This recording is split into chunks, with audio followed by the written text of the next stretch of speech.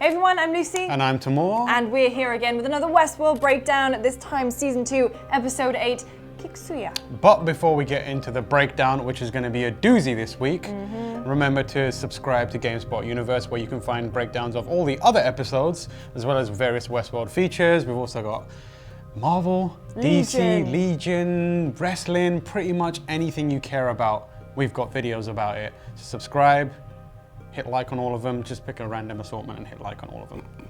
All right, so obviously, please make sure that you've seen this week's episode.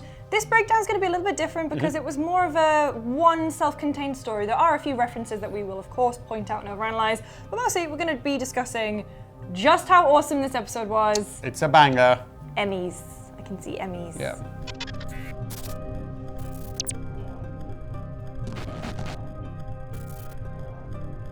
So the episode title, as is the new tradition with Westworld, is in a different language, and it obviously has deep meaning to the episode. So this is Kiksuya, which means remember in the Lakota language, which is what the Ghost Nation is speaking.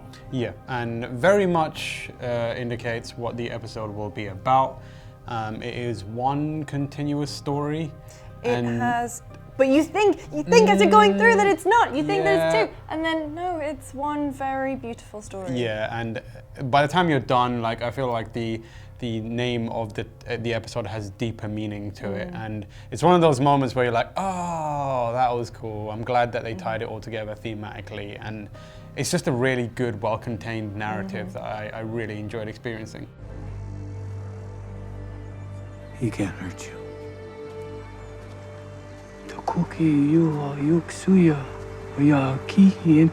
So obviously the focus of the episode is Akecheta, played by Zane McClarnon. I really hope I pronounced his name correctly, who did a fantastic job. I did wonder how they had such a big name actor, if you've never seen him in Fargo, for example. I wondered, because up until now, Akecheta has been very much a bit part character. He appeared in The Party with Logan and William. He appears very slightly during Maeve's flashbacks, so I'm glad he got this big, meaty episode, and now the Ghost Nation has so much more meaning than before, because they were always this very mysterious kind of like nebulous threat that they were just out there. They kind of remind me of the blue zone in PUBG. It's there. It's always closing in on you. You want to try and stay out of it for the most part because it will kill you. They're just like this threat. But now I love the fact that they kind of like, this story gives so much meaning to them now, and it explains like what they've been up to and what they've been through, and it feels so much more weighted emotionally. You don't think of the Ghost Nation as these kind of throwaway, like bit part, just a lingering threat anymore. You realize what they've kind of had to go through and sacrifice to be what they are. So Bill and Akecheta, when they have that first initial run-in, when Bill is, he's bleeding out, and Akecheta comes over and he's like, "You're alive, good, I've been watching you." That has so much more meaning now. And actually, thinking back on all the previous encounters with the Ghost Nation, that is their thing. They have always been watching. Yeah. So when he brings Bill to the Ghost Nation camp, he's like, "Death is a passage from this brutal world. You don't deserve the exit." So obviously, the door, the door, the cradle, the whole thing is kind of all being referenced to and coming together. Yeah. But it could be like, you don't deserve the exit means you don't deserve swift death, but you also don't deserve to escape from this world, because this world is hell. This is the torment right here in Westworld. And there's been a sudden increase in people referencing a passage and a door, which is a good.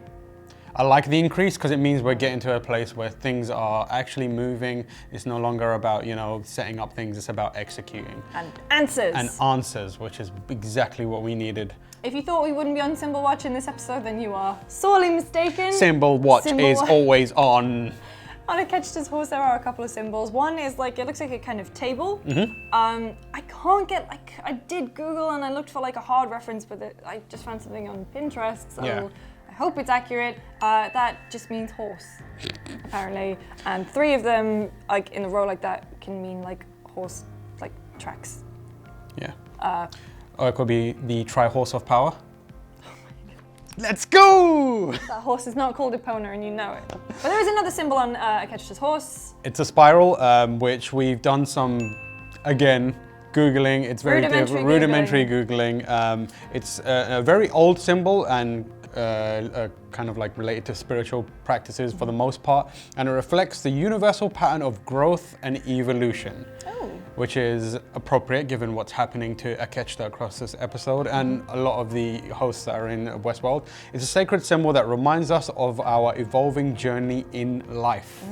When used as a personal talisman, the spiral helps consciousness to accept the turnings and changes of life as it evolves. Very good. Yeah, I mean, it was a basic Google, but it was pretty on point. Like we saw that and we were like, it makes a lot of sense, so maybe we should just use this. It can't be this easy. Yeah.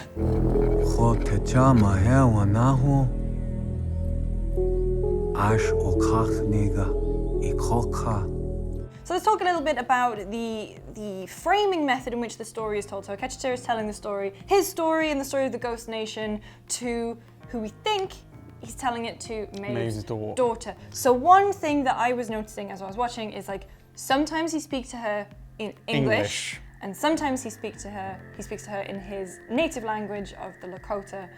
And I thought to myself, I even wrote down in my notes, I was like, how does she understand that? I like about 30 minutes in, I remembered like he's just narrating this entire story to a little girl who's just looking at him the entire time being like, what? Yeah, the little girl, the surprise on her face, it's not like she's understanding or comprehending, it's just that she's like, I don't know what to do here. Yeah, what do I do? But if you kind of like watch the episode again, the things that she says to the daughter is very clever because it's things like, he can't hurt you, we have to go. It's the instructions and the things that the daughter needs to hear, but everything else, and the way that they cut it as well. So sometimes he would be saying things in the native language, and then it would cut to Maeve being on a table, and sometimes it would be saying things like, you saw me for who I really was, you can remember all the things you've seen, all the lives you've lived, so can I. And there's always things like, there's one particularly very clever one where he says to the daughter, I've always kept you safe, I always will, but then it cuts to Maeve, and he says in the Lakota language, he says, but I couldn't help you. Yeah. And actually, if you look at the subtitles, the U is slightly italicized. Yeah, I spent ages looking at that. I was like, is that italicized? And it was very slightly, so very good done. Very good. I've always kept you safe, and I always will.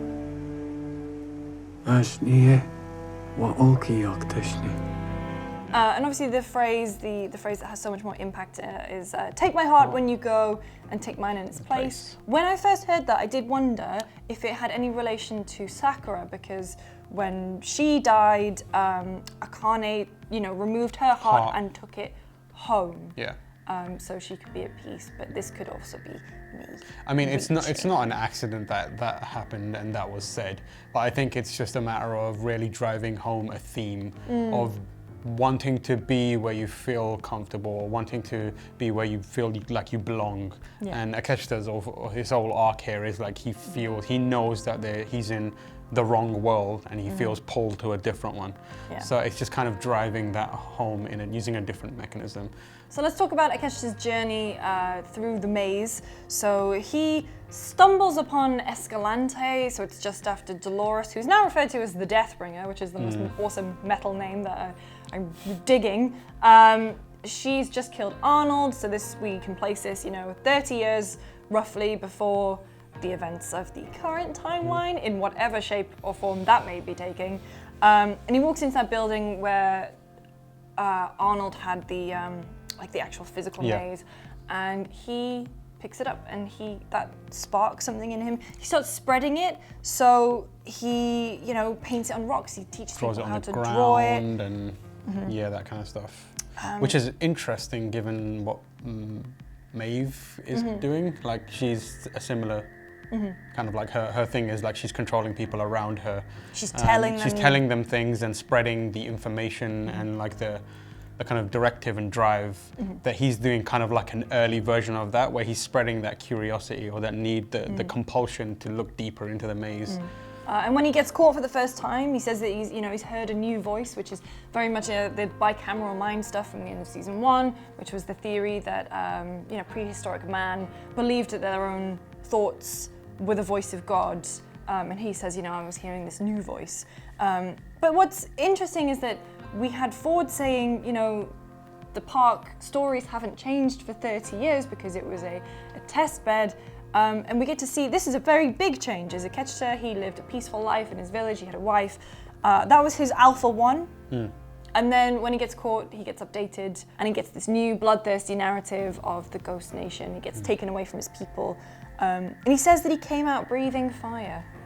Another reference to breathing fire. I'd like to believe that was a reference to Game of Thrones. Again. But what's great about this episode, it solved one of the biggest unanswered questions that we've had in Westworld this season. I can't believe it only took 8 episodes. I saw you physically reel back into your seat when it happened, and I was like, yeah, she's enjoying it, man. So I love Logan. Yeah. Unashamedly love Logan because he's such an arse. But so Kiksuya stumbles upon him at the end of season 1. You remember that William, grew a backbone, told his soon-to-be brother-in-law to shut the hell up, strips him naked, puts him on a horse, and just sends him on his merry way. So actually, that's the edge of the park. That's what William says. We've reached it. It's the edge of the park. So basically, Logan, very lucky. Yeah. But he's covered in sunburn. He's gone delirious. He's gone mad from the sun. And some of the things he's saying is like, otherwise you're going to be drowning. So drowning is obviously going to be related to obviously the new updated title sequence, but also the ultimate random pile sea. of and the pile of people in it. Full of dead bodies. Yeah. He says things like dibs. He says go F yourself. flip yourself. He says this is an illusion. There's got to be a way out of here. Where's the door? This is the wrong world. And these are more things that are sparking ideas and helping Kiksuya go through the maze. Yeah, down the rabbit hole. Down the rabbit hole. But Kiksuya still has a narrative that he has to follow. He has to, ambush these cowboys. And often when you can see this scene throughout the episode, there are different guests in the background. And there's one great one where you can see one guy try and spin the gun and try and look cool while doing it and completely biffing it. Yeah. So there's, the one piece of humor in that episode. But it's quite interesting to see that the life in the park goes on even if he's realized that he can't die. Yeah. So now that he's Ghost Nation, he's no longer welcome amongst his people. His village have kind of like ostracized him. They have to give like sort of safe money. Like they're giving him and the other Ghost Nation guys things to keep them safe. Yeah. So they won't attack them. A little bit of trading. But then he decides to go and find Logan again. He's still compelled to follow the kind of like voices in his head. But he says he can feel the newcomers. He can feel them. I do wonder if that's like just wonky programming inside the host, because they can obviously tell who is a human and who's not, because that's how they know not to hurt them too much. So, but this seems a little bit out of place for him. Yeah. So, but obviously Logan's not around anymore. Got saved. Yeah, he got saved to become a druggie. But he does stumble upon, Kiksuya stumbles upon the valley beyond. So this is the place that William takes Dolores to at the end of episode 2. But at that point, it's clearly still being dug out. Yeah, so by the time Kiksuya gets there, it looks like it's been fully built up. And the note here is, it looks like a giant gobstopper holder. Listen, okay? Sometimes I describe things in a very... I'm not that creative. Wow, what an admittance to make on the internet. I know. So, it's a door.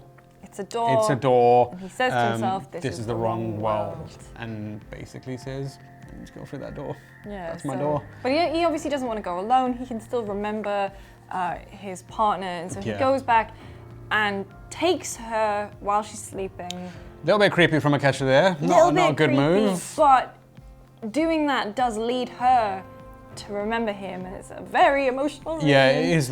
There was something about the way he had his hand out. Yeah, he was like, but the way he was like moving was like that. You could feel the desperation when he had his hand out, and it was like in that moment, the actress who plays Koha, like the synergy between them was really good. Like you could see her like realization that he meant more than initially what she thought when he was just like Ghost Nation dude. And then they have that moment where they connect, and I was like, man, this is heartfelt. This is putting in some performances here. I like it a lot. Emmys. So he tries to find the door again, but it's gone. It's covered in dust. Yeah. So I feel like maybe that's Ford realizing that someone's a bit Ford or William or whoever has done it is realized that someone's there and has kind of activated some kind of defense so that he, it's the looks like nothing to me, doesn't look like anything to me thing. But he said, I knew we could find it if we were together. Our paths are the same thing, which is very adorable. The other side of the door is a place where our memories will be safe. Yeah. So obviously there's the big recurring theme of remembering things and having your memories taken away from you. Yeah. And so that's what's on the other side of the door. That's especially impactful for Akecheta, who realizes that they're being reset, and at some point he could lose his memory of Korha, which is so after she's taken away by the Delos operatives, he realizes that the only way to keep her memory alive is for him to stay alive. So he manages to survive for 9 years. Without being killed Without once. being killed. What a dude. Lad. But he also realizes that more of his people are starting to wake up. They're referring to Delos as the ones below, but they don't mention Shades. Yeah. So Shades is what we learned from season 1, where Hector, who is obviously very tight with the Ghost Nation, can speak their language, says, a man who walks between worlds, they were sent from hell to oversee our world. Yeah. But I was looking, but I didn't see there could be some there. I didn't see any of the carved ones that we had in season 1. But anyway, he realizes that the way for him to get back to the door and find the path again is for him to die, so he gets injured during his narrative loop, and ends up in the Mesa. Chonkia. Mitawa ki oa chia oale. Ki hante uma ichiata, huh? And he's walking around getting... He's got a 4-hour-long update. Yeah, he's got... I was like, how is he walking around while being updated? Like, doesn't he need to stay connected to a Wi-Fi or whatever? I think he's just broken himself off. Yeah, but like, there's music playing. Again, we had the situation where I was losing my mind trying to figure out what the music was, and then Lucy just pops over and goes... It's Heart-Shaped Box.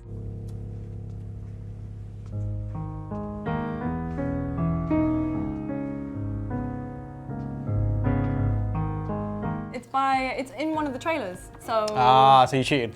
No, it's also... Sounds like you cheated to me. It's also already on Spotify, and I'm a big Nirvana fan, so... Because I grew up in the 90s, man, you had to be a Nirvana fan. Did you? I grew up in the 90s and I was not a Nirvana fan, so it seems like you're lying again.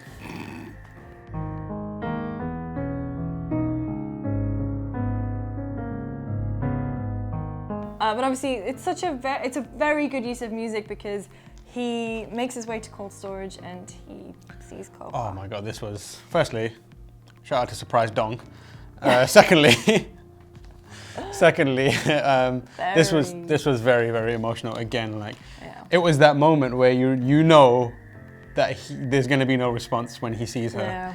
He doesn't know it, and it takes him a little while to get there. Yeah. And like when he does, you're like, oh man, that sucks for you. Yeah. Like you did it, but you will get nothing out of it. He also says something very profound. He says, I saw beyond myself. My pain was selfish because it was never only mine. And that's the point where I feel like he becomes, it's not just my problem. This is a problem for everyone here, and I'm going to try and be the one to solve it. Yeah, he sees all these people meant something to someone else, and unlike him, they haven't been able to figure it out and get here. So he's like almost shouldering the burden for everyone now, which is a solid bro move from Akecheta there. Speaking of solid bro moves, Sizemore's 180 on hosts, because he was always like, you're fake, this is all programming, none of this is real.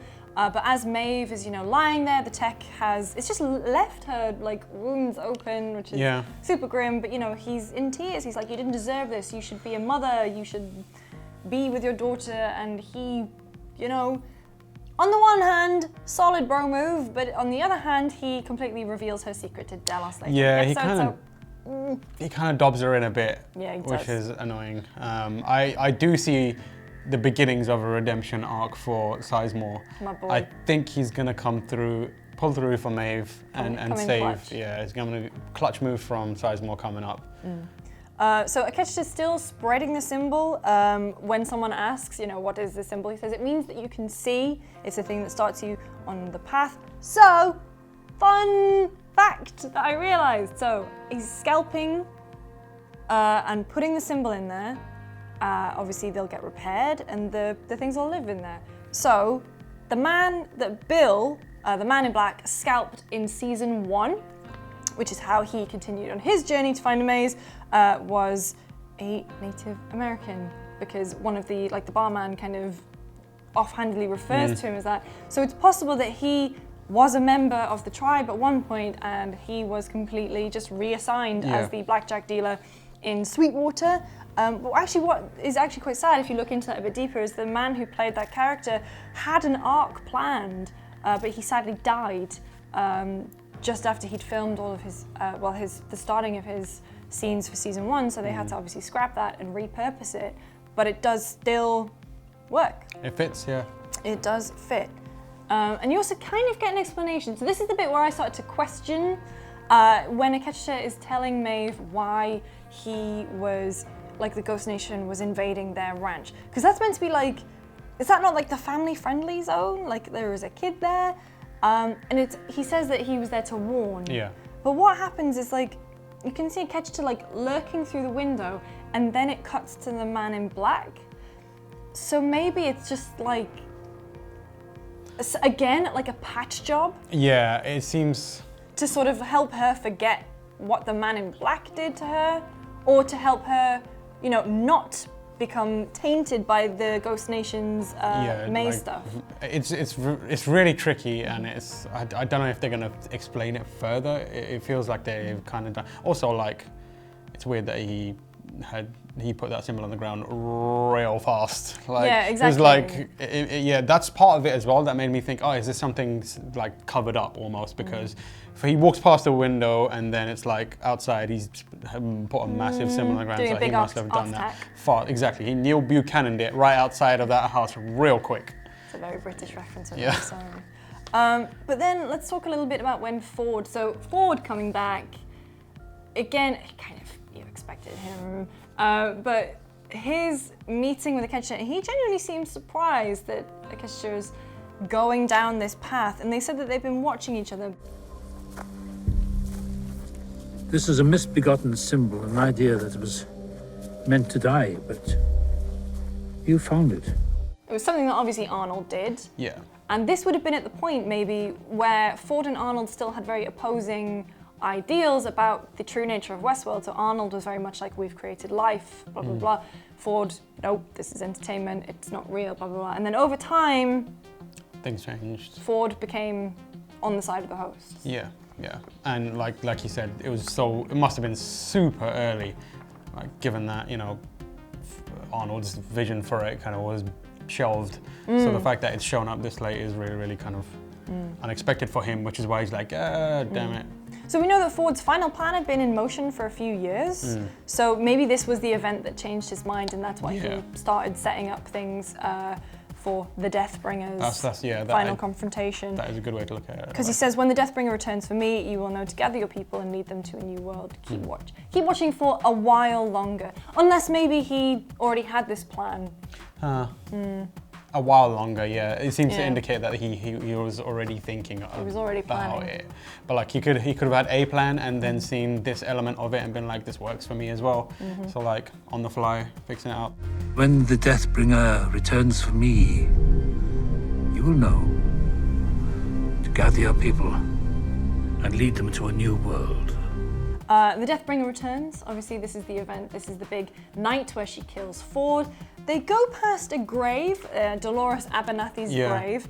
I thought that it was, symbolism, because she's, that sweet rancher's daughter is gone. She's pretty much deeply into the Wyatt persona now. There were bells on her grave. I thought that might be a safety coffin. That thing when they used to be afraid that they would be buried alive. And I guess technically, a host would be buried alive, and suffered eternal damnation. torment. Despite completely abandoning his only child, well, guess who's found Daddy? It's your girl. I don't know how she managed to find him. Unless she just assumed that he would be with the Ghost Nation because the Ghost Nation were gathering all the humans. I've answered my own question. Carry on. I'm just gonna leave. Sorry. Unless there is something else at play, but I think that's probably the answer. I mean, she's very competent, clearly. Like, she's managed to survive quite a few close shaves and some scrapes and has made it. Presumably, she's great at tracking. She is, William's daughter, and they've probably spent some time in the park together and trained and that kind of stuff. And the Ghost Nation rescued her when she was getting chased by that tiger and washed up ashore. But now this says, Kiksuya says to Maeve's daughter, it's time to go. Go where? To the Valley Beyond. It's time. It's time. So, but also we mentioned earlier, Sizemore completely dobs Maeve in, and Hale is, picking up the iPad and she's like, oh my god, what is she doing? She's talking to other people, she's reprogramming them on the fly. She's doing it now. Who is she talking to? It's a Kiksuya. It's Kiksuya. Yeah, so all this time, they've been talking to each other.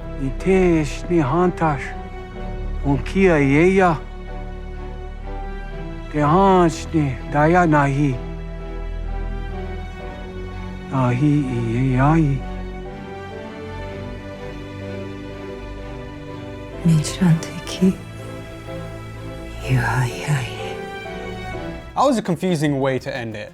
Like, because I turned to you and I was like, is that just her kind of using the history that Kiksuya's had to kind of show how much the fact that everything that he's done and what he's promised means to her? Or is it actually like part of his partner is in Maeve, or? So I think my view on this is you wouldn't spend the Delos people wouldn't spend all that time creating a person, creating their personality, whatever, just to waste it. And just because her body's in cold storage means that her consciousness, her personality couldn't be put in someone else. Yeah. We've seen it happen with Papa Abernathy before, we've seen it happen with the bartender before. It's probably her, it's probably Koha. And also it means, like, it adds more emphasis on why Kiksuya was protecting the family, because he was always watching them, because he could never go and say, oh, hi, remember me? Because unless he could have done, but it might not have worked. And that's why he was watching them and protecting them from afar. Yeah. So that's what I would like to believe. That's my headcanon at the moment. I'm on board. You've sold it to me. Thank you. Thank you.